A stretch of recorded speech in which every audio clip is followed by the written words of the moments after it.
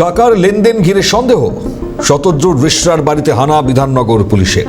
ধৃত শতদ্রু দত্তের ঝাঁ চকচকে বাড়ির প্রতিটি ঘর থেকে সুইমিং পুল, ফুটবল মাঠ সহ বিভিন্ন জায়গায় তল্লাশি বিধাননগর পুলিশের। বাড়িতে ছিলেন শুধু পরিচারিকা, আর কি কি উঠে আসছে।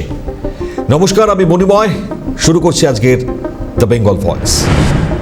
লিওনেল মেসি বরণে যুবভারতী কেলেঙ্কারির তদন্তে শতদ্রু দত্তের বাড়িতে হানা দেয় বিধাননগর পুলিশ। রিশরার বাঙুর পার্কে শতদ্রুর চারু সুধা বাড়ি, আর সেখানেই শুক্রবার সকালে পৌঁছল পুলিশ। রিশরা থানার পুলিশ তাদের সহায়তায় মহিলা পুলিশ কর্মী সহ 5 জন আধিকারিক তারা শতদ্রুর বাড়িতে পৌঁছান।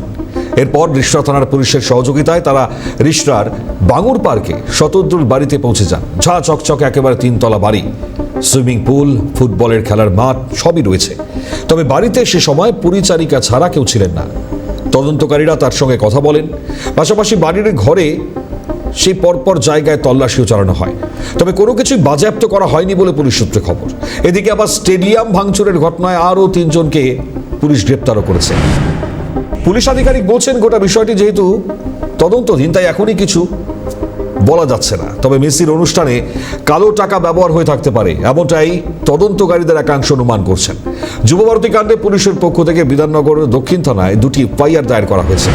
স্টেডিয়ামে বিশৃঙ্খলা, তার পাশাপাশি প্রায় 100 কোটি টাকার আর্থিক দুর্নীতি হয়েছে, এমনটাই অভিযোগ উঠেছে আয়োজক সংস্থার বিরুদ্ধে। সূত্রের আরও খবর, ওই বিপুল পরিমাণ কালো টাকার উৎস সন্ধানে নামতে পারে কেন্দ্রীয় তদন্তকারী সংস্থা ইডি।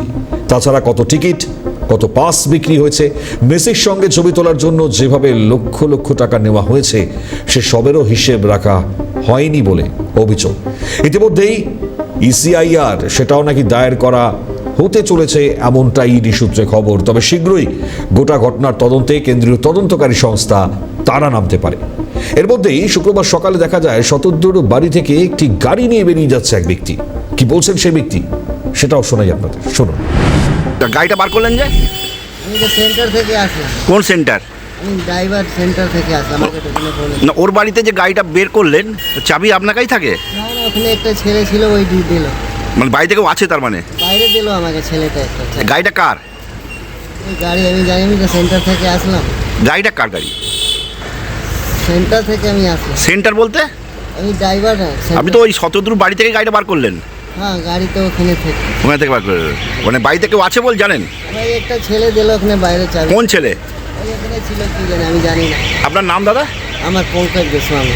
আপনি কি শতদ্রুর গাড়ি চালান? না না, আমি সেন্টার থেকে, আমি ঘুরে ঘুরে চালাই। ঘুরে ঘুরে চালান? আচ্ছা, মানে ওর গাড়িটা আপনাকে বলতে চালাতে বললাম, নিয়ে যাচ্ছেন? হ্যাঁ, আমি কোথায় নিয়ে যাচ্ছেন? আমি কলকাতা যাব। ইডি সূত্রে আরও জানা যাচ্ছে, ইভেন্ট আয়োজনের সঙ্গে যুক্ত শতদ্রু দত্তর ইভেন্ট ম্যানেজমেন্ট সংস্থার 2টি ব্যাংক অ্যাকাউন্ট, তাতে একাধিক অ্যাকাউন্টের মাধ্যমে কোটি কোটি টাকার লেনদেন হয়েছে। ওই বিপুল অঙ্কের টাকা কোথা থেকে এসেছে, কিভাবে ওই অর্থ তোলা হয়েছে, কোন কোন খাতে ব্যবহার করা হয়েছে, এই সমস্ত বিষয়ই তদন্তকারী সংস্থা খতিয়ে দেখছে। তদন্তকারীদের আরও প্রাথমিক অনুমান, এই আর্থিক লেনদেনের মধ্যে বেনিয়ম থাকতে পারে, আর সে কারণেই পুরো আর্থিক নথি, যেমন ব্যাংক স্টেটমেন্ট সঙ্গে সংশ্লিষ্ট যে লেনদেন তার উৎস যাচাই করা হচ্ছে। প্রয়োজনে ইভেন্ট আয়োজনের সঙ্গে যুক্ত যে সমস্ত ব্যক্তিদ্বয় রয়েছে তাদেরকে জিজ্ঞাসাবাদ করা হতে পারে। ইডি সূত্রে আরও জানা যাচ্ছে, বর্তমানে প্রাথমিক অনুসন্ধান চলছে। এই পর্যায়ের তদন্তে পর্যাপ্ত তথ্য এবং প্রমাণ যদি মিলে যায়, তাহলে পরবর্তী ধাপে ইসিআইআর দায়ের করার পরিকল্পনা থাকছে। সেক্ষেত্রে তদন্ত আরও বিস্তৃত আকার নিতে পারে এবং আর্থিক অনিয়মের বিষয়টি আনুষ্ঠানিক মামলায় রূপান্তরিত হতে পারে। গত 13 ডিসেম্বর যুবভারতীতে মেসির অনুষ্ঠানে তাণ্ডবের পরই কলকাতা বিমানবন্দর থেকে গ্রেপ্তার করা হয়েছিল শতদ্রুকে। আপাতত তাকে হেফাজতে নিয়ে তদন্ত চালাচ্ছে পুলিশ। মূলত স্পোর্টস প্রমোটার অর্থাৎ ক্রীড়া সংগঠক হিসেবেই শতদ্রুর পরিচয়। অতীতে পেলে, মারাদোনা, এমিলিয়ানো মার্টিনেজকে নিয়ে কলকাতায় এসেছেন, কিন্তু গোল বেঁধেছে মেসির বেলায়। অনুষ্ঠান শুরুর কিছুক্ষণের মধ্যেই আপনারা দেখেছেন মাঠ জুড়ে যেভাবে বিশৃঙ্খল পরিস্থিতি তৈরি হয়। পুলিশের সঙ্গে সমর্থকদের ধস্তাধস্তি, চেয়ার ভাঙা থেকে শুরু করে বোতল ছোড়া, সব মিলিয়ে একেবারে ধুন্ধুমার অবস্থা যুবভারতীর। যুবভারতীতে এই বিশৃঙ্খল কাণ্ডে 2টি এফআইআর দায়ের হয়েছে। একদিকে বিধাননগর দক্ষিণ থানায় যুবভারতী কাণ্ডে পুলিশের পক্ষ থেকে এফআইআর দায়ের করা হয়েছে। সেই এফআইআরের ভিত্তিতেই কালো টাকার উৎসের সন্ধানে তদন্ত চলছে বলেও জানতে পারছি আমরা। এদিকে সূত্রের খবর, মেসির সফর ঘিরে নানান গুঞ্জন উঠেছে। এই সফরে 100 কোটি টাকারও বেশি খরচ করেছে নাকি শতদ্রুর ইভেন্ট ম্যানেজমেন্ট সংস্থা।